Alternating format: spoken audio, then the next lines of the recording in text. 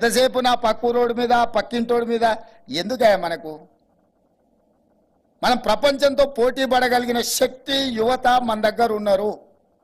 వాళ్ళని stream line చేయడమే పాలకుల యొక్క బాధ్యత. జస్ట్ వాళ్ళని ఒక మెయిన్ స్ట్రీమ్లోకి పట్టుకొస్తే అవర్ జాబ్ ఈజ్ ఓవర్. ఒకప్పుడు ఎడ్యుకేషన్ అండ్ అగ్రికల్చర్ రెవల్యూషన్ వచ్చింది. ఇండస్ట్రియల్ రెవల్యూషన్ కొంత లేట్ అయింది ఇండియా అందుకోవడంలో. ఐటీ రెవల్యూషన్లో మనం కొంత ముందున్నాం కాబట్టి ఈరోజు ఆ సెక్టర్లో మనం రాణించగలిగినాము. ఈరోజు స్కిల్ రెవల్యూషన్లో మనం ముందు ఉండాలి. ఎందుకంటే more than 50% population is youth. 50% పైగా యువత ఉన్న దేశము భారతదేశము. ఈ దేశానికి లేనిదల్లా సాంకేతిక నైపుణ్యమే. ఆ సాంకేతిక నైపుణ్యాన్ని అందించడానికి హైదరాబాదే ఒక హబ్గా కావాలి. హైదరాబాదే అల్టిమేట్ డెస్టినీ కావాలి. హైదరాబాదే విశ్వ నగరంగా మారాలి. మీకు శిక్షణ ఇవ్వాలి. ఆ శిక్షణలో భాగమే ఈరోజు banking, financial services and insurance company వాళ్ళందరినీ కూడా మనం ఇక్కడ ఈ వేదిక మీదకి తీసుకొచ్చినాం. అందులో భాగంగానే యంగ్ ఇండియా స్కిల్స్ యూనివర్సిటీని మనం ప్రారంభించుకున్నాం. దానికి మనం మా గవర్నమెంట్ నుంచి ఉండకుండా సక్సెస్ స్టోరీ ఉన్న Anand Mahindra vehicles automobile industry మీకు అందరు తెలుసు. పిల్లలందరు గ్రామాలలో ఎక్కడ చూసినా మహేంద్ర వెహికల్స్ ఉంటాయి. ఆ గ్రూప్ ఆఫ్ కంపెనీ చైర్మనే మన young India skills university chairperson కింద మనం రిక్వెస్ట్ చేసి అతన్ని అపాయింట్ చేసినాం. ఆ బోర్డులో డైరెక్టర్స్ అందరు కూడా రెడ్డి ల్యాబ్స్ నుంచి, అదానీ గ్రూప్స్ నుంచి, బిఎఫ్ఎస్ఐ నుంచి రకరకాల సక్సెస్ స్టోరీ ఉన్న కంపెనీల యజమానులనే ఆ యూనివర్సిటీ బోర్డులో డైరెక్టర్స్గా పెట్టినాము. రాష్ట్ర ప్రభుత్వం కేవలం ఫెసిలిటేటర్గా మాత్రమే ఉండదలుచుకున్నది. దానికి కార్పస్ ఫండ్ క్రియేట్ చేయడానికి నేను సెక్రటేరియట్కి ఒక 70 మందిని పిలిస్తే 65 మంది పారిశ్రామికవేత్తలు ముందుకు వచ్చారు. దాదాపు ఒక 300 కోట్ల రూపాయల కార్పస్ ఫండ్ ఆ యూనివర్సిటీని రన్ చేయడానికి. నా తెలిసి ఇక్కడనే JNT fine arts college principal గారు ఉన్నారు. వాళ్ళకు ఒక 10 లక్షల రూపాయల కాలేజ్ నడపడానికి ఉన్న ఆ ఫైల్ తిరిగి వచ్చే వరకల్లా, ఆ ఫైల్ వెనక్కి వచ్చే వరకల్లా వాళ్ళ అవసరాలు ₹1 కోటి పెరుగుతాయి. అంటే ప్రభుత్వంలో ఉన్న విధానాలు కొన్ని బడ్జెట్ ఇవ్వాలన్నా నిధులు రావాలన్నా చాలా సమయం పడుతుంది. అది కూడా ఒక రకంగా మన సాంకేతిక నైపుణ్యాన్ని పెంపొందించుకోవడానికి ఇబ్బంది పెడుతుంది. ఉస్మానియా యూనివర్సిటీకి వెళ్ళి చూడండి, అక్కడ ఏం చేద్దామన్నా అక్కడ ఉన్న పరిస్థితులు వాళ్ళకి చదువుకునే దానికంటే అక్కడ ఉండే సమస్యల మీద దృష్టి పెట్టడానికి ఎక్కువ సమయం వృధా అవుతుంది. అందుకే వీటన్నిటిని ఆలోచన చేసి ఒక 500 crores corpus fund young India skills యూనివర్సిటీకి క్రియేట్ చేసి బ్యాంకులో పెడితే ఆ ఉండే మేనేజ్మెంటే, ఆ బోర్డ్ ఆఫ్ డైరెక్టర్స్ వాళ్ళే డిసైడ్ చేసుకుంటారు. వాళ్ళకి ఒక 10 కోట్లు కావాలంటే ఒక సంతకం పెట్టుకుంటే బోర్డు రెజల్యూషన్ చేసుకుంటే వాళ్ళు ఆన్ ద స్పాట్ వాళ్ళ డబ్బులు తీసుకొని వాళ్ళకి కావాల్సిన సిలబస్ ప్రిపేర్ చేసుకోవడానికి కానీ, ఎప్పటికప్పుడు సిలబస్ అప్గ్రేడ్ చేసుకోవడానికి కానీ ఉపయోగపడే విధంగా ఈరోజు మనం తీర్చిదిద్దినాం.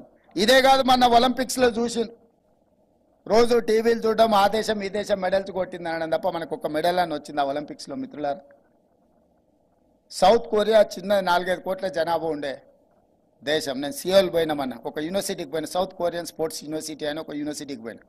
ఆ యూనివర్సిటీ క్యాంపస్ ఎంత అంటే 30 ఎకరాలు. 30 ఎకరాల క్యాంపస్లో చదువుకున్న వాళ్ళు 16 మెడల్స్ కొట్టిండ్రు ఒలింపిక్స్లో. ఒక అమ్మాయి 3 గోల్డ్ మెడల్స్ కొట్టింది. సర్ప్రైజ్ ఆ అమ్మాయిని చూసిన తర్వాత. ఆర్చరీలో ఒకే అమ్మాయి 3 గోల్డ్ మెడల్స్ కొట్టింది. సౌత్ కొరియా లాంటి చిన్న దేశం 32 మెడల్స్ ఒలింపిక్స్లో కొట్టి, ఒక యూనివర్సిటీ అక్కడ ఉండే 30 ఎకరాల యూనివర్సిటీలో చదువుకున్న విద్యార్థులు 16 మెడల్స్ కొట్టారు. ఒక అమ్మాయి 3 మెడల్స్ కొట్టింది. కానీ 140 కోట్ల జనాభా ఉన్న మన భారతదేశం నుంచి ఒక్క మెడల్ కూడా గోల్డ్ మెడల్ సాధించలేదంటే ఇది మన అందరికీ ఐ ఓపెనర్. ఇంతకుమించి నేనేం కామెంట్ చేయదలుచుకోలేదు బీయింగ్ అనే చీఫ్ మినిస్టర్. కానీ ఇది మనకు ఐ ఓపెనర్ కావాలి. అందుకే యంగ్ ఇండియా స్కిల్స్ యూనివర్సిటీతో పాటు యంగ్ ఇండియా స్పోర్ట్స్ యూనివర్సిటీని మొదలు పెట్టాలి. మన యూత్ని క్రీడాకారులుగా తీర్చిదిద్దాలన్న ఆలోచనతోని నాట్ ఓన్లీ స్పోర్ట్స్ యూనివర్సిటీ, వాళ్లకు అకాడమీస్ కూడా ఎవరికైతే శిక్షణ పొందాలని దేశంలో ఒలింపిక్స్కో నేషనల్ గేమ్స్కో కాంపిటీట్ చేయాలనుకున్న వాళ్ళకు 100% ఉచితంగా వాళ్ళకు అన్ని వసతులు ఏర్పాటు చేసి వాళ్ళని తయారు చేయాల్సిన బాధ్యత మన మీద ఉంది. రాబోయే 1 ఇయర్లో యంగ్ ఇండియా స్పోర్ట్స్ యూనివర్సిటీతో పాటు యంగ్ ఇండియా అకాడమీని స్టార్ట్ చేసి ఒక గోపీచంద్ అకాడమీలో నుంచి చాలామంది మెడల్స్ సాధించారు. ఒక ఇండివిజువల్, ఒక పర్సన్ అతను అంత చేయగలిగినప్పుడు రాష్ట్ర ప్రభుత్వం మన దగ్గర ఎంత శక్తి ఉంది, కాకపోతే మనకు ఫోకస్ లేదు. అందుకే ఈ ప్రభుత్వం ఆ దిశగా యువతను దృష్టిలో పెట్టుకొని ఓల్డేజ్ పెన్షన్స్ ఇవ్వడం, షాదీ ముబారక్, కళ్యాణ లక్ష్మి చెక్కులు ఇవ్వడం, ఇదంతా పార్ట్ ఆఫ్ వెల్ఫేర్. అదేం పెద్ద గొప్ప విషయం కాదు. పోయిన ముఖ్యమంత్రి 1000 ఇస్తే నేను వచ్చినాక 2000 ఇచ్చిన, ఇంకొక ఆయన వస్తే 4000 ఇస్తాడు. షాదీ ముబారక్, కళ్యాణ లక్ష్మిలో అంతకుముందు 1,00,000 ఇస్తే వచ్చేసారి 2 లక్షలు ఇస్తాం. ఇదేం పెద్ద ఇన్నోవేటివ్ థింకింగ్ ఏం కాదు. ఓరు ఇందిరామ ఇల్లు అనొచ్చు, ఇంకొక ఆయన డబుల్ బెడ్రూమ్ ఇల్లు అనొచ్చు. ఏముంది దీంట్లో? ఇది కాదు యాక్చువల్గా గవర్నమెంట్ ఫోకస్ పెట్టాల్సిందే. Any government, state or central or whatever it is, స్కిల్స్ని ఇంప్రూవ్ చేయాల్సిన అవసరం ఉంది. యూత్కి ఎంప్లాయ్మెంట్ క్రియేట్ చేయాల్సిన అవసరం ఉంది. యూత్ని ఎంపవర్ చేయాల్సిన అవసరం ఉంది. యూత్కి ఒక డైరెక్షన్ ఇవ్వాల్సిన అవసరం ఉంది. ఆ కార్యక్రమాన్ని తెలంగాణ రాష్ట్ర ప్రభుత్వం తీసుకుంటుందని మీకు నేను మాట ఇస్తున్నా. నమ్మకంగా ఈ ప్రభుత్వం తీసుకుంటున్న కార్యక్రమాలను ముందుకు తీసుకెళ్ళండి. తెలంగాణ యువతను తీర్చిదిద్దడంలో మా రాష్ట్ర ప్రభుత్వం అలుపెరగని విధంగా పనిచేస్తుంది. తప్పకుండా రాబోయే రోజుల్లో తెలంగాణ రాష్ట్రమే ఈ దేశానికి ఒక రోల్ మోడల్గా తీర్చిదిద్దుతాం. $1 ట్రిలియన్ ఎకానమీని తెలంగాణ రాష్ట్రాన్ని నిలబెట్టే బాధ్యత మాది. రాబోయే 4 సంవత్సరాలల్లా 3 లక్షల కోట్ల బడ్జెట్ను 7 లక్షల కోట్ల రూపాయలకు ప్రతి సంవత్సరం తీసుకెళ్లేంత విధంగా ముందుకు తీసుకెళ్లడానికి మా ఐటీ అండ్ ఇండస్ట్రీస్ మినిస్టర్ సపోర్ట్తోని, మా క్యాబినెట్ కలీగ్స్ సపోర్ట్తో ముందుకెళ్తాం. పరిశ్రమలకు సంబంధించిన భాగస్వాములకు, ఇక్కడికి వచ్చేసిన నిరుద్యోగ యువకులకు అందరికీ కూడా మళ్ళొకసారి అభినందనలు తెలియజేస్తూ, తప్పకుండా రాష్ట్ర ప్రభుత్వం స్కిల్ డెవలప్మెంట్కి మొదటి ప్రాధాన్యత ఇస్తుంది. మీరందరూ కూడా వాటిని వినియోగించుకోండి. రాని మీ ఫ్రెండ్స్కి కూడా మీరు చెప్పండి. రొటీన్గా అప్ టు 10th తర్వాత ఇంటర్ తర్వాత డిగ్రీ లేకపోతే ఇంజనీరింగ్ చదివిన లాస్ట్కు నిరుద్యోగులకు మిగిలిపోయినాం అన్నట్టు కాకుండా, తల్లిదండ్రులకు భారం అసలే కాకుండా మీరు జీవితంలో రాణించాలి అని చెప్పి, జీవితంలో గొప్ప వ్యక్తులుగా, చివరిగా ఒక్క మాట చెప్పదలుచుకున్నాను. నేను వరల్డ్ బ్యాంక్ చైర్మన్ కలిసిన, నేను యుఎస్ పోయినప్పుడు అతనితో తెలంగాణ స్టేట్కి ఏం కావాలనో కొన్ని విషయాలు మాట్లాడితే, అతను హైదరాబాద్లో ఆ గల్లి ఎట్లుంది, ఈ గల్లి ఎట్లుంది అని అడగడం మొదలుపెట్టాడు.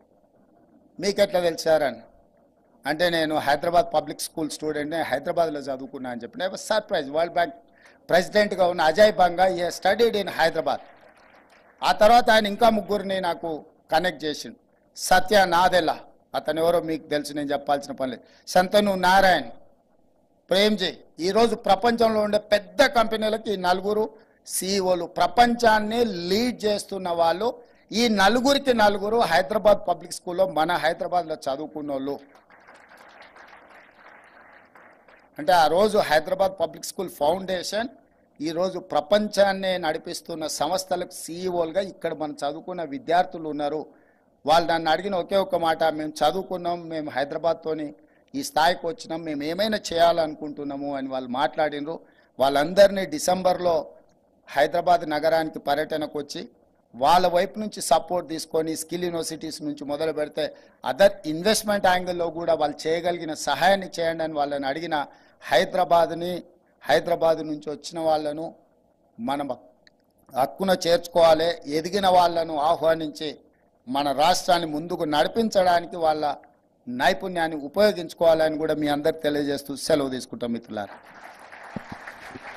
Thank you very much, sir, for your constant support, guidance and blessings for this program and all the activity in the state, sir. I request Honorable Chief Minister to have a photograph with all the BFSI consortium people they are requesting for photograph. Meanwhile, Ramana, please go ahead with the vote of thanks. Sir, thank you. Thank you, sir. I deem it a great privilege to propose the vote of thanks for this landmark program initiated by the Honorable Chief Minister with the BFSI Consortium in association with the Higher Education Department. Honorable CM has been taking many important decisions like starting of the Skills University, the Sports University. And in this connection, I wish to thank the Honorable Minister for Industries, Shri Sridhar Babu Garu, Honorable MLAs, Honorable MLCs, Principal Secretary to Government Education, Secretary Commissioner of Collegiate Education, senior officials, family, the principals of colleges. बहुत आगे लेके जा रहा है। Chief minister साहब पहली बार यहाँ पर ఉద్యోగ నియామక పత్రాలు అందజేయడం ద్వారా వాళ్ళ తల్లిదండ్రుల కళ్ళల్లో ఆనందం ఎలా ఉంటుందో ఆ కుటుంబ సభ్యులతో చేరి రాష్ట్ర ప్రభుత్వం ఆనందంలో భాగం పంచుకోవడం జరిగింది. ఆ తర్వాత డిఎస్సి కావచ్చు, గ్రూప్ 1 కావచ్చు, గ్రూప్ 2 కావచ్చు, గ్రూప్ 3 కావచ్చు, ఇతర ప్రభుత్వ ఉద్యోగ ఖాళీల నియామకాల కోసం దాదాపుగా ఇంకొక 35,000 ఉద్యోగ ఖాళీల భర్తీకి ప్రభుత్వం నోటిఫికేషన్లు ఇచ్చి పోటీ పరీక్షలు నిర్వహించడానికి పూర్తి స్థాయిలో కార్యాచరణ తీసుకొని ముందుకు వెళ్ళడం జరిగింది. రాబోయే 2-3 నెలల్లో ఇంకొక 35,000 ప్రభుత్వ ఉద్యోగ నియామకాలు చేపట్టడానికి ప్రభుత్వం అన్ని రకాలుగా ఏర్పాట్లను చేయడం జరుగుతుంది. కానీ రాష్ట్ర ప్రభుత్వంలో ఉన్న 2 లక్షల ఖాళీల 100% మనం నియామకాలు చేపట్టినా కూడా తెలంగాణ రాష్ట్రంలో ప్రధానంగా ఎదుర్కొంటున్న నిరుద్యోగ సమస్య తీరదు. ఈ సమస్య తీవ్రతను మా ప్రభుత్వం గుర్తించింది. దీనికి కారణాలను వెతికినప్పుడు చాలామంది మాకు చాలా నాలెడ్జ్ ఉందని అనుకుంటుంటారు, కొంతమంది మాకు స్కిల్ ఉన్నది అనుకుంటుంటారు. నాలెడ్జ్ అనేది లాంగ్వేజ్ కాదు. లాంగ్వేజ్ అనేది ఒక కమ్యూనికేట్ చేయడానికి ఉపయోగించే సాధనం మాత్రమే. నాలెడ్జ్ ఉన్నా కమ్యూనికేషన్ స్కిల్ లేకపోతే ఉద్యోగ అవకాశాలు తక్కువ. కమ్యూనికేషన్ స్కిల్ ఉన్నా స్కిల్ లేకపోతే ఉద్యోగ అవకాశాలు రావు. అందుకే ఈ సమస్యను గుర్తించి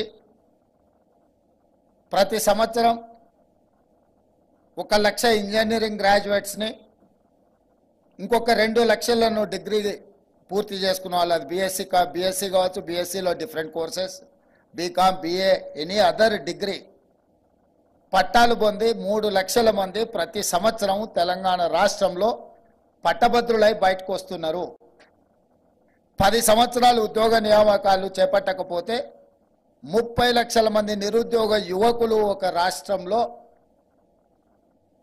అన్నమో రామచంద్ర అని తిరగాల్సిన పరిస్థితులు. తెలంగాణ మధ్యతరగతి కుటుంబాలు చాలా ఎక్కువ. గ్రామీణ ప్రాంతాలలో వ్యవసాయం మీద ఆధారపడ్డ తల్లిదండ్రులు ఎక్కువ.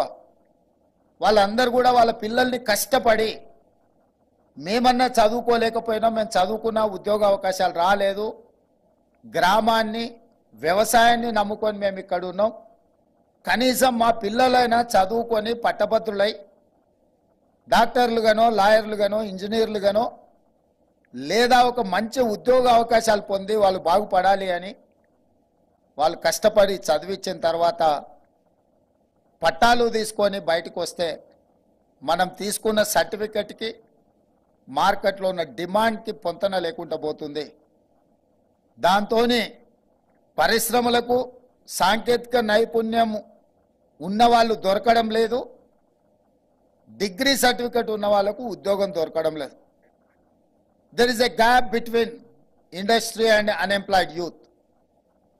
There is a gap between demand and supply. ఈ డిమాండ్ అండ్ సప్లైని మీట్ అవ్వాలన్నా, పరిశ్రమలకు అవసరమైన సాంకేతిక నైపుణ్యాన్ని పొందించాలన్నా మా ప్రభుత్వం బాధ్యత తీసుకోవాలని చెప్పి మా మంత్రివర్గంలో చర్చించి పరిశ్రమలకు సంబంధించిన వాళ్ళను పదే పదే సచివాలయానికి పిలిచి వాళ్ళతో మాట్లాడి సంప్రదించి మీకు ఎలాంటి వాళ్ళు కావాలి, మీకు ఎలాంటి వాళ్ళను మేము ట్రైన్ చేసి మీకు అందించగలము, అసలు మీ ఆలోచన ఏంది, మీ ఆలోచనకు తగ్గట్టుగా మా తెలంగాణ రాష్ట్ర ప్రభుత్వం మా తెలంగాణ యువతను ముఖ్యంగా విద్యార్థులను తీర్చిదిద్ది మీకు అందించడానికి మేము సిద్ధంగా ఉన్నాము అని చెప్పి పరిశ్రమలకు సంబంధించిన వాళ్ళ ప్రతినిధులతో మాట్లాడడం జరిగింది.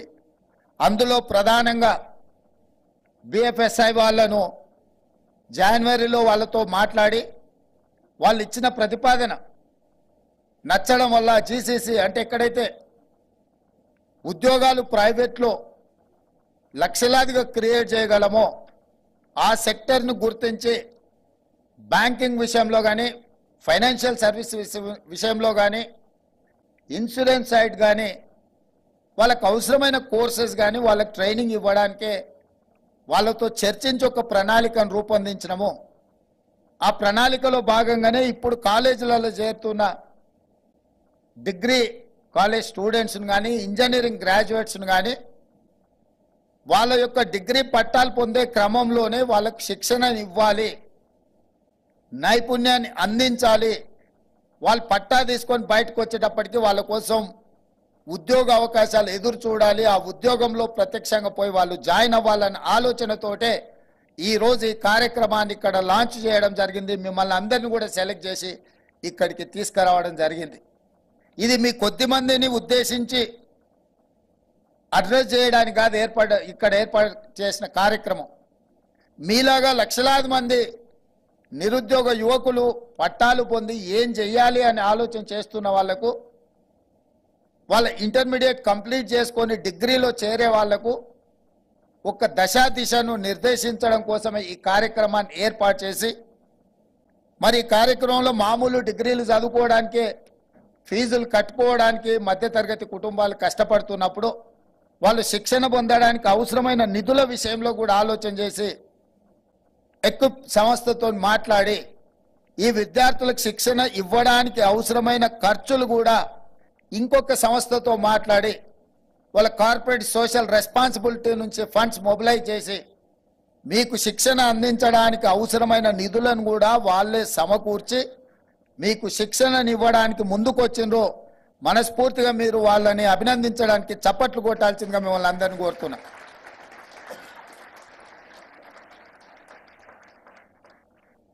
ఎందుకంటే వాళ్ళు మీ నుంచి ఏం ఆశించడం లేదు. మీ నుంచి వాళ్ళు ఆశిస్తున్నది క్రమశిక్షణతో శిక్షణ పొంది ఈ శిక్షణ మీ ఉజ్వల భవిష్యత్తుకు ఉపయోగపడాలి. రేపు బ్యాంకింగ్ సెక్టర్ కానీ ఫైనాన్షియల్ సర్వీసెస్ సెక్టర్ కానీ ఇన్సూరెన్స్ సెక్టర్లో మీకందరికీ ఉద్యోగాలు దొరికి ప్రపంచానికే మన వైపు నుంచి మేధస్సును సరఫరా చేసే విధంగా తెలంగాణ రాష్ట్రము రాణించాలన్నదే వాళ్ళ ఆలోచన, మా ఆలోచన. భవిష్యత్తులో డిగ్రీల విషయంలో కానీ అదేవిధంగా ఇంజనీరింగ్ గ్రాడ్యుయేట్స్ విషయంలో కానీ వాళ్ళ నెక్స్ట్ ఇయర్ నుంచి ఇంటర్న్షిప్ కూడా ప్రవేశపెట్టాలని రాష్ట్ర ప్రభుత్వం నిర్ణయం తీసుకున్నది. దాంతో వాళ్ళు ప్రాక్టికల్గా ఎక్స్పీరియన్స్ రావడము వాళ్ళకు భవిష్యత్తులో ఉపయోగపడుతుంది. ఈరోజు మనమందరం కలిసికట్టుగా ఈ కార్యక్రమాన్ని ముందుకు తీసుకెళ్ళాలి. సోషల్ రెస్పాన్సిబిలిటీ అని అంటే సంపాదించిన దాంట్లో కొంత ఇవ్వడమే కాదు, ఒక మంచి కార్యక్రమాన్ని ముందుకు తీసుకెళ్లాలన్నప్పుడు అవేర్నెస్ ప్రోగ్రామ్ తీసుకొని అవేర్నెస్ కల్పించడం కూడా సోషల్ రెస్పాన్సిబిలిటీ అని నేను నమ్ముతున్నా. మా మిత్రుడు ఫిరోజ్ ఖాన్ గారు కూడా ఇక్కడ ఉన్నారు. ఇలాంటి వాళ్ళు అవసరమైన సందర్భంలో మాట్లాడాలి. They have to come up, అంటే they have to open, they have to discuss ఒక డైరెక్షన్. ఎందుకంటే యూత్ చూస్తుంటారు లీడర్స్ని. లీడర్గా రాణించాలంటే కూడా స్కిల్ ఉండాలి. స్కిల్ అంటే సాంకేతికంగా ఏదో ఒక అంశమే కాదు, ఒక మంచి ఉపన్యాసం చెప్పడం కూడా స్కిల్లే, ఒక మంచి అంశాన్ని ప్రమోట్ చేయడం కూడా స్కిల్లే. సో ఈరోజు మీ అందరికీ నా విజ్ఞప్తి ఒకటే. నిన్నమన్న నేను వరుసగా ఈ మధ్యకాలంలో మా ప్రభుత్వం ఏర్పడ్డ తర్వాత ఒక ఆందోళనకరమైన అంశాన్ని నేను గమనించిన. తెలంగాణ యువత ఉద్యోగ ఉపాధి అవకాశాలు దొరకకపోవడం వల్ల వ్యసనాలకు బానిసలయ్యి గంజాయి డ్రగ్స్ వైపు చాలా వేగంగా ప్రయాణం చేస్తుండ్రు. దాన్ని నిలువరించడం కోసం ఒక స్పెషల్ టాస్క్ తీసుకొని తెలంగాణ యాంటీ నార్కోటిక్స్ బ్యూరోని ఎస్టాబ్లిష్ చేసి కంప్లీట్గా ఒక వ్యవస్థను ఏర్పాటు చేసి డ్రగ్స్ని మొత్తము నిరోధించడానికి నిర్మూలించడానికి ప్రయత్నం చేసి నిన్నమన్న చేసిన దాడుల్లో ఆందోళనకరమైన అంశం ఏంటంటే engineering graduate students drugs peddling చేస్తున్నారు. ఇంతకుముందు సమాజంలో నేరగాళ్ళు వేరుండేది, విద్యార్థులు వేరుండేది, నిరుద్యోగ యువకులు వేరుండేది, పారిశ్రామికవేత్తలు వేరుండేది. కానీ ఈ మధ్యకాలంలో మీరు కూడా పేపర్లలో చూస్తుండొచ్చు. Everyday I get information from my department. ఆ డిపార్ట్మెంట్లో నేరగాళ్లకు సంబంధించిన వివరాలు నేను చూస్తున్నాను. ఈ మధ్య గంజాయి సేవించే వాళ్ళు కాదు, గంజాయి అమ్మే దాంట్లో కూడా engineering graduates are degree students ఉన్నారు అని అంటే ఇది తెలంగాణకు ప్రమాదం పొంచి ఉన్నది. ఇట్లనే పంజాబ్ రాష్ట్రం నిర్లక్ష్యం చేయడం వల్ల ఈరోజు పంజాబ్లో 60% జనాభా ఇట్లాంటి మాదక ద్రవ్యాల బారిన పడి ఆ రాష్ట్రము యువత నిర్వీర్యమయ్యే పరిస్థితి, ఒక అలార్మింగ్ సిచ్యువేషన్ పంజాబ్లో ఈరోజు మన కళ్ళకు కట్టినట్టుగా కనిపిస్తుంది. నేను ఇక్కడికి వచ్చిన విద్యార్థులను అడుగుతున్న, చాలా వరకు ఇక్కడ ఉన్న వాళ్ళందరూ మధ్య తరగతి గ్రామీణ ప్రాంతాల నుంచి వచ్చిన వాళ్ళే ఉన్నారని నేను అంటున్నా. మన రాష్ట్రాన్ని అట్లా గాలికి వదిలేద్దామా? ఇట్లాంటి వ్యసనాలకు బానిసలు అవుతున్న మన సహచరులు, మన అన్నదమ్ములను, మన పక్కింటి వాళ్ళని అట్లనే మనం చూస్తూ వదిలేద్దామా? ఈరోజు వీటిని నిరోధించాల్సిన, నిర్మూలించాల్సిన అవసరం లేదా? ఇలాంటి సందర్భంలో సమాజం అప్రమత్తమై ఉండాలి. ప్రభుత్వం ఒక్కటే అందరినీ నియంత్రించలేదు. సంబంధిత సమాచారం ఏదున్నా, ఎంత పెద్దవారున్నా మీకు అందుబాటులో వచ్చిన సమాచారాన్ని శాఖలకు సంబంధించిన అధికారులకు చేరవేస్తే మనం నియంత్రించడానికి ఉపయోగపడుతుంది. కొంతమంది పబ్లిక్ లైఫ్లో ఉన్న వాళ్ళు రోల్ మోడల్గా ఉండాల్సిన అవసరం ఉంది. వాళ్ళు బానిసలు అవ్వడమే కాకుండా అలాంటి వాళ్ళని సమర్థించే మాటలు కూడా కొంతమంది అప్పుడప్పుడు మాట్లాడుతుంటారు. ఇది సమాజానికి మంచిది కాదు. గత పాలకుల్లో కొంతమందికి వృత్తి నైపుణ్యం అంటే చైన్ స్నాచింగ్, లేకపోతే పిక్ ప్యాకెటింగ్, గంజాయి అమ్మడం కూడా వృత్తి నైపుణ్యం అనుకునే ప్రమాదం ఉంది. ఎందుకంటే వాళ్ళకున్న నాలెడ్జ్ అట్లాంటిదే. సో ఇవన్నీ కూడా తెలంగాణకు ప్రమాదకరం.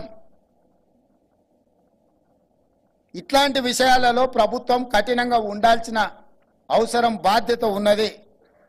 సహకరించి ఇలాంటి వాటిని నిలువరించడానికి మీ అందరూ కూడా ముందుకు రావాలి. ఇలాంటి వ్యసనాల వైపు యువత ప్రయాణించొద్దు అని అంటే చదువుకున్న వాడికి ఉద్యోగ ఉపాధి అవకాశాలు కల్పించాల్సిన అవసరం ఉన్నది.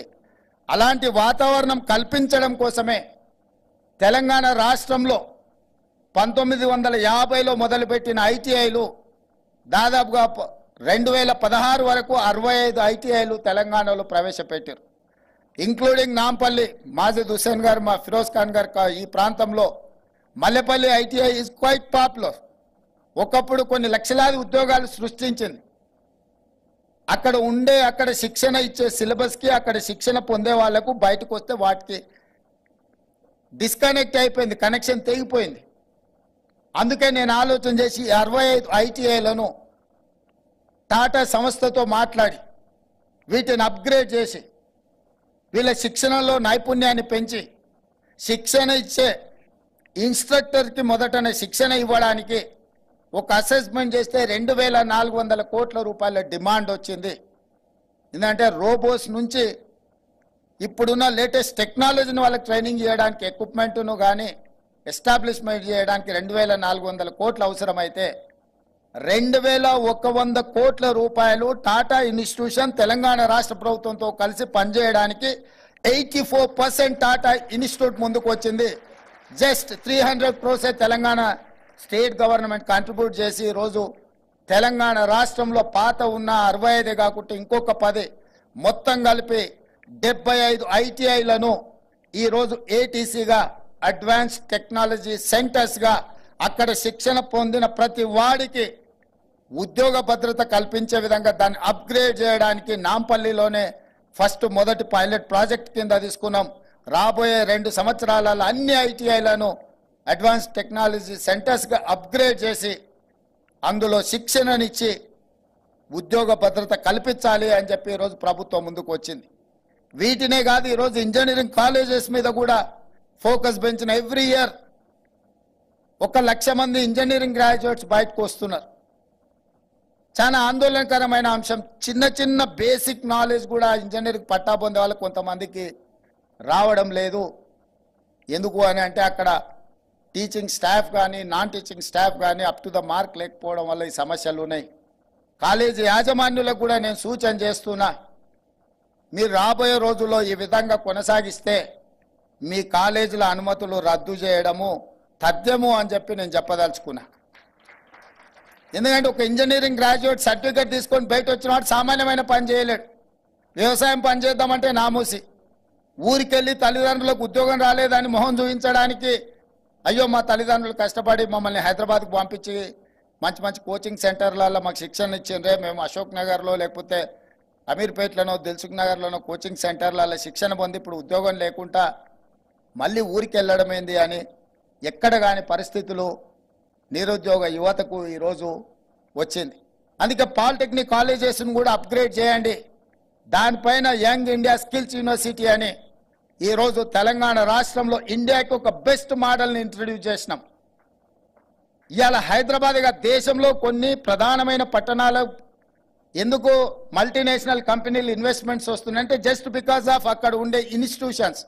ఇవాళ Hyderabad brand is ISB, IIIT, NALSAR university, JNTU university, Osmania university.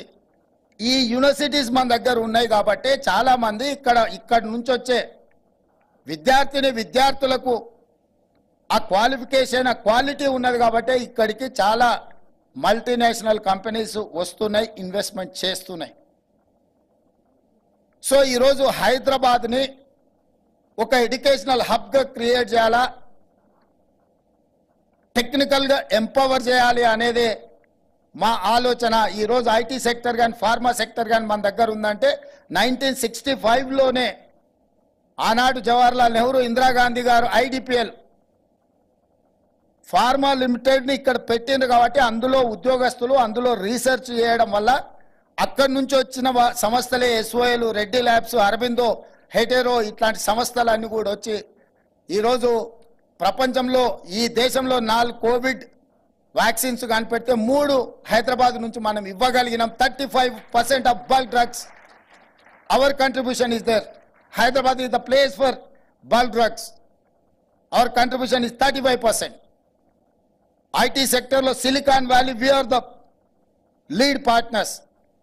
Silicon వ్యాలీలో వెళ్తే అమీర్పేట్ చౌరస్తాలో మనం మాట్లాడుకున్నట్టుగానే ఉంటారు. చాలామంది అక్కడ ఉండే వాళ్ళంతా తెలుగు మాట్లాడుకుంటుంటే you don't find difference between Hyderabad and silicon valley. ఎందుకు ఇంత అంటే మన దగ్గర వచ్చిన ఒక IT విప్లవం మనకు ఆ ఉద్యోగ ఉపాధి అవకాశాలు కల్పించింది. ఎడ్యుకేషనల్ హబ్స్ ఈరోజు హైదరాబాద్ని గుర్తించడానికి ISB ఒక కారణం, IIIT ఒక కారణం, నల్సార్ యూనివర్సిటీ ఒక కారణం. ఇవాళంతా అట్లాంటి ఇన్స్టిట్యూట్స్ మనకు అవసరం ఉన్నది.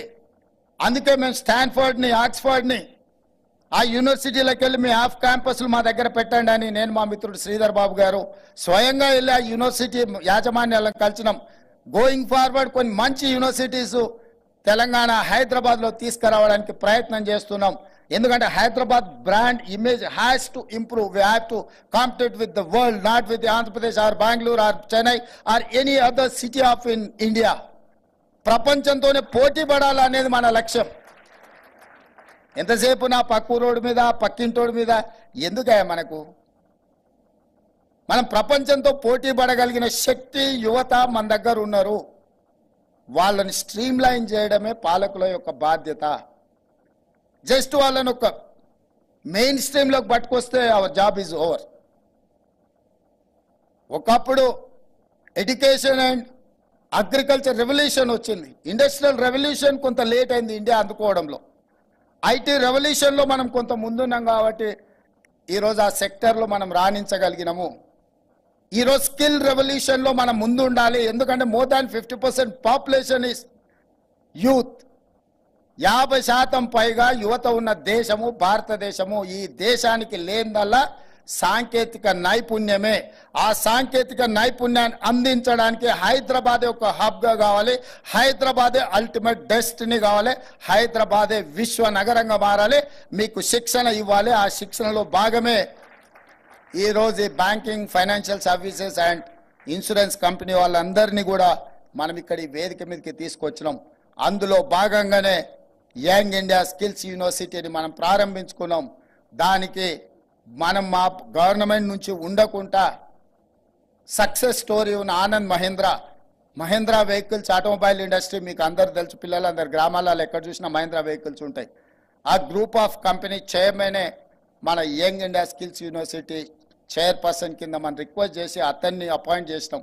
ఆ బోర్డులో డైరెక్టర్స్ అందరు కూడా రెడ్డి ల్యాబ్స్ నుంచి, అదాని గ్రూప్స్ నుంచి, బిఎఫ్ఎస్ఐ నుంచి రకరకాల సక్సెస్ స్టోరీ ఉన్న కంపెనీల యజమానులనే ఆ యూనివర్సిటీ బోర్డులో డైరెక్టర్స్గా పెట్టినాము. రాష్ట్ర ప్రభుత్వం కేవలం ఫెసిలిటేటర్గా మాత్రమే ఉండదలుచుకున్నది. దానికి కార్పస్ ఫండ్ క్రియేట్ చేయడానికి నేను సెక్రటేరియట్కి ఒక 70 మందిని పిలిస్తే 65 మంది పారిశ్రామికవేత్తలు ముందుకు వచ్చారు. దాదాపు ఒక 300 కోట్ల రూపాయల కార్పస్ ఫండ్ ఆ యూనివర్సిటీని రన్ చేయడానికి. నా తెలిసి ఇక్కడనే JNT fine arts college principal గారు ఉన్నారు. వాళ్ళకు ఒక 10 లక్షల రూపాయలు కాలేజ్ నడపడానికి ఉన్న ఆ ఫైల్ తిరిగి వచ్చే వరకల్లా, ఆ ఫైల్ వెనక్కి వచ్చే వరకల్లా వాళ్ళ అవసరాలు 1 కోటి రూపాయలకు పెరుగుతాయి. అంటే ప్రభుత్వంలో ఉన్న విధానాలు కొన్ని బడ్జెట్ ఇవ్వాలన్నా, నిధులు రావాలన్నా చాలా సమయం పడుతుంది. అది కూడా ఒక రకంగా మన సాంకేతిక నైపుణ్యాన్ని పెంపొందించుకోవడానికి ఇబ్బంది పెడుతుంది. ఉస్మానియా యూనివర్సిటీకి వెళ్ళి చూడండి, అక్కడ ఏం చేద్దామన్నా అక్కడ ఉన్న పరిస్థితులు వాళ్ళకి చదువుకునే దానికంటే అక్కడ ఉండే సమస్యల మీద దృష్టి పెట్టడానికే ఎక్కువ సమయం వృధా అవుతుంది.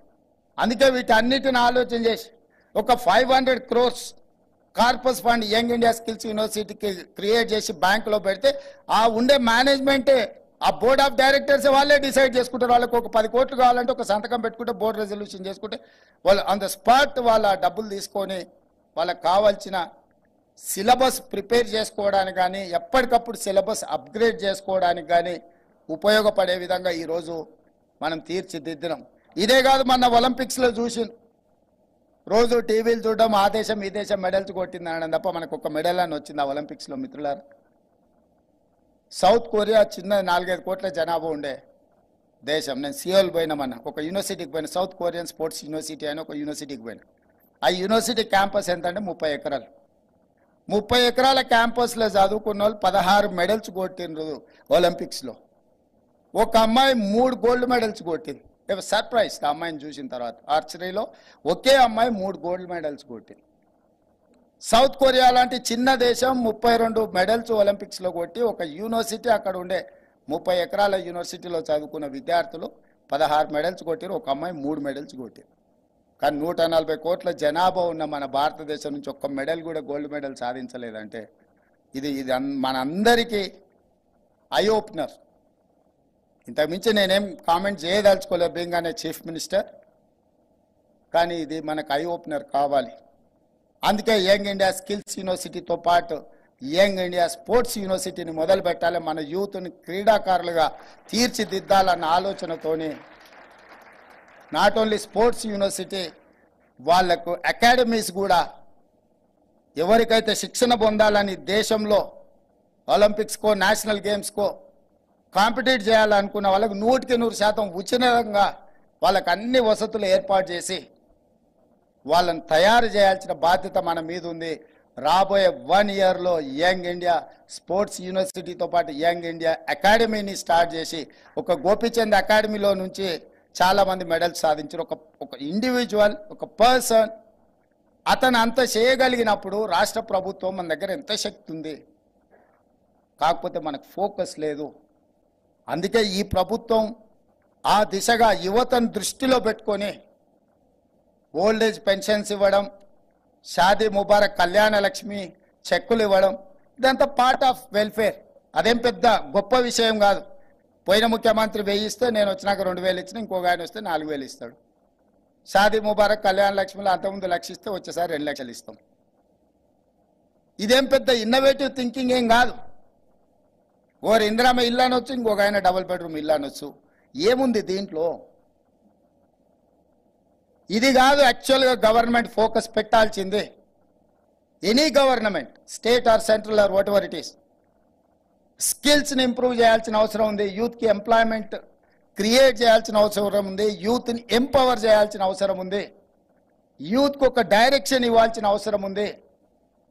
ఆ కార్యక్రమాన్ని తెలంగాణ రాష్ట్ర ప్రభుత్వం తీసుకుంటుందని మీకు నేను మాట ఇస్తున్నా. నమ్మకంగా ఈ ప్రభుత్వం తీసుకుంటున్న కార్యక్రమాలను ముందుకు తీసుకెళ్ళండి. తెలంగాణ యువతను తీర్చిదిద్దడంలో మా రాష్ట్ర ప్రభుత్వం అలుపెరగని విధంగా పనిచేస్తుంది. తప్పకుండా రాబోయే రోజుల్లో తెలంగాణ రాష్ట్రమే ఈ దేశానికి ఒక రోల్ మోడల్గా తీర్చిదిద్దుతాం. $1 ట్రిలియన్ ఎకానమీని తెలంగాణ రాష్ట్రాన్ని నిలబెట్టే బాధ్యత మాది. రాబోయే 4 సంవత్సరాలల్లా 3 లక్షల కోట్ల బడ్జెట్ను 7 లక్షల కోట్ల రూపాయలకు ప్రతి సంవత్సరం తీసుకెళ్లేంత విధంగా ముందుకు తీసుకెళ్లడానికి మా ఐటీ అండ్ ఇండస్ట్రీస్ మినిస్టర్ సపోర్ట్తోని, మా క్యాబినెట్ కలీగ్స్ సపోర్ట్తో ముందుకెళ్తాం. పరిశ్రమలకు సంబంధించిన భాగస్వాములకు, ఇక్కడికి వచ్చేసిన నిరుద్యోగ యువకులకు అందరికీ కూడా మళ్ళొకసారి అభినందనలు తెలియజేస్తూ, తప్పకుండా రాష్ట్ర ప్రభుత్వం స్కిల్ డెవలప్మెంట్కి మొదటి ప్రాధాన్యత ఇస్తుంది. మీరందరూ కూడా వాటిని వినియోగించుకోండి. రాని మీ ఫ్రెండ్స్ కూడా మీరు చెప్పండి. రొటీన్గా అప్ టు 10th తర్వాత ఇంటర్ తర్వాత డిగ్రీ లేకపోతే ఇంజనీరింగ్ చదివిన లాస్ట్కు నిరుద్యోగులు మిగిలిపోయినాం అన్నట్టు కాకుండా, తల్లిదండ్రులకు భారం అసలే కాకుండా మీరు జీవితంలో రాణించాలి అని చెప్పి, జీవితంలో గొప్ప వ్యక్తులుగా, చివరిగా ఒక్క మాట చెప్పదలుచుకున్నాను. నేను వరల్డ్ బ్యాంక్ చైర్మన్ కలిసిన, నేను యుఎస్ పోయినప్పుడు అతనితో తెలంగాణ స్టేట్కి ఏం కావాలనో కొన్ని విషయాలు మాట్లాడితే, అతను హైదరాబాద్లో ఆ గల్లి ఎట్లుంది, ఈ గల్లి ఎట్లుంది అని అడగడం మొదలుపెట్టాడు. మీకెట్లా తెలుసారని అంటే, నేను హైదరాబాద్ పబ్లిక్ స్కూల్ స్టూడెంట్ని, హైదరాబాద్లో చదువుకున్నా అని చెప్పి. నేను సర్ప్రైజ్. వరల్డ్ బ్యాంక్ ప్రెసిడెంట్గా ఉన్న అజయ్ బంగా ఈ studied in Hyderabad.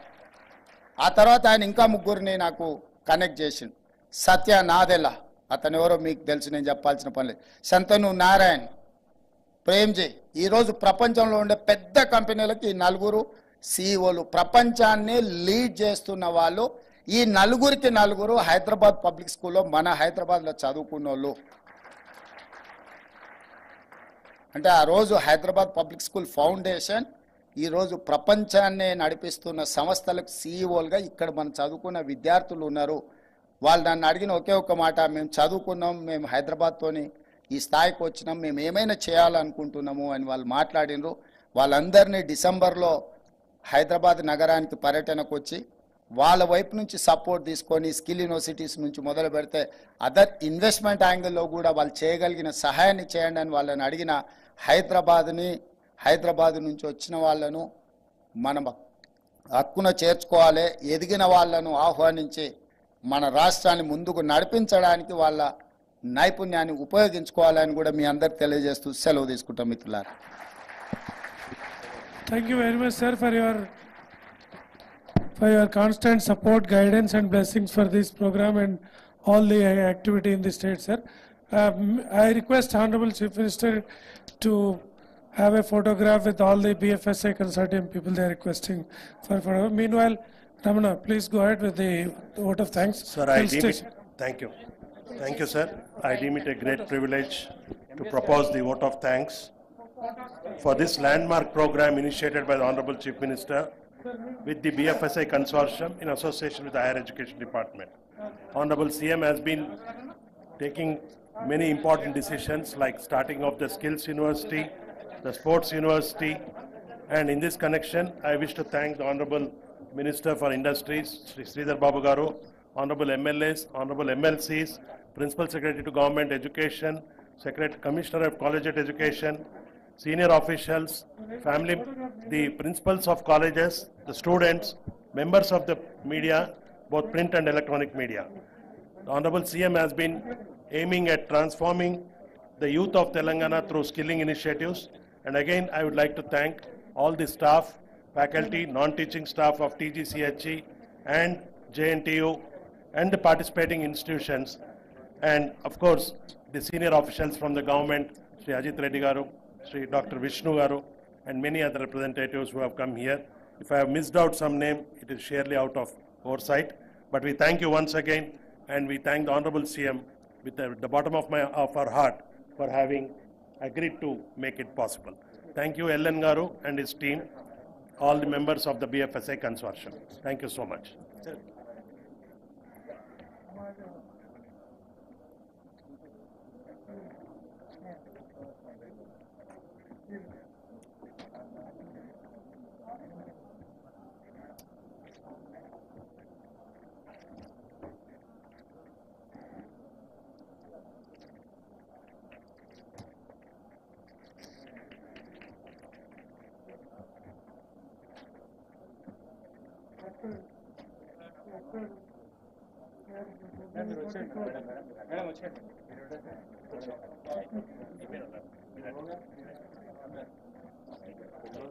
Please come.